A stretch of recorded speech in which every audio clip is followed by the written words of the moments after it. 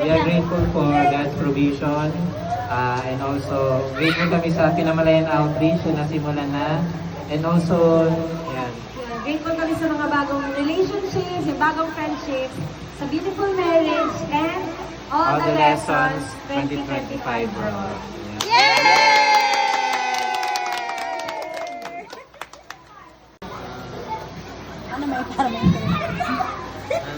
Thank you, 2025. We have been baptized and accepted Jesus as our Lord and Savior. Having new sets of friends that bring us closer to God and God's provision for 2025.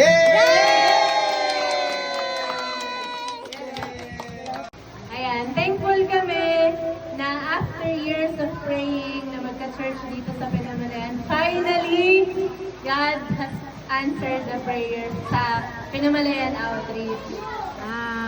Thanks to God at meron na rin kaming bahay sa Kakawan.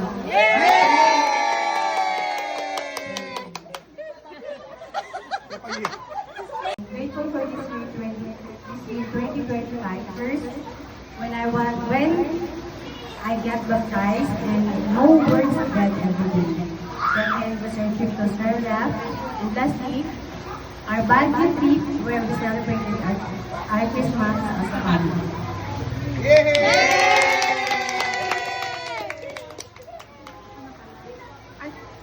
This year, I'm grateful because my husband and I am finally graduated college and now working.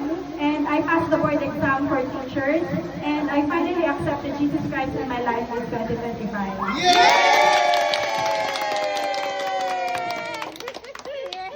Okay, so we are grateful for all the opportunities, blessings, healthy body, and grace we received this year. We're thankful to have found our new family in Christ. Thank you for the friendship. Thank you.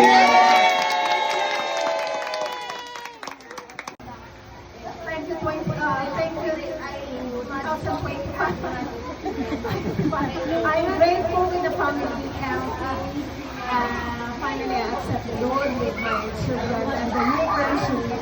And thank you, Lord, for everything, especially for the health and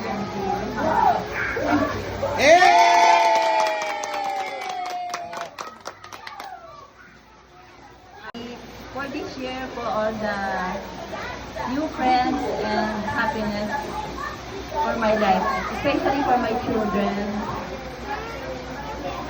and for the acceptance for all the failures in my life.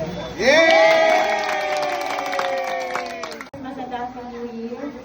Thankful ako dahil nakatapos na ng pag-aaral ang dalawa kong anak at meron na sila magandang trabaho.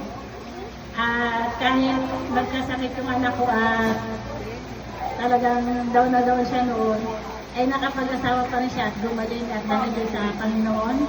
Nagpapasalamat din ako dahil yung pangarap ko na ako ay makatulong sa ating mga kasama sa barangay ay natupad. Ako po ay naging kagawad. At ang higit ko sa lahat ay nagpapasalamat ako dahil nakilala ko kayo at kinala ninyo ako sa Panginoon. Kahit ako po ay Christian ay mas lalo niyo pong inilapit sa akin ang Panginoon at lalo ko po nakilala ang Panginoon.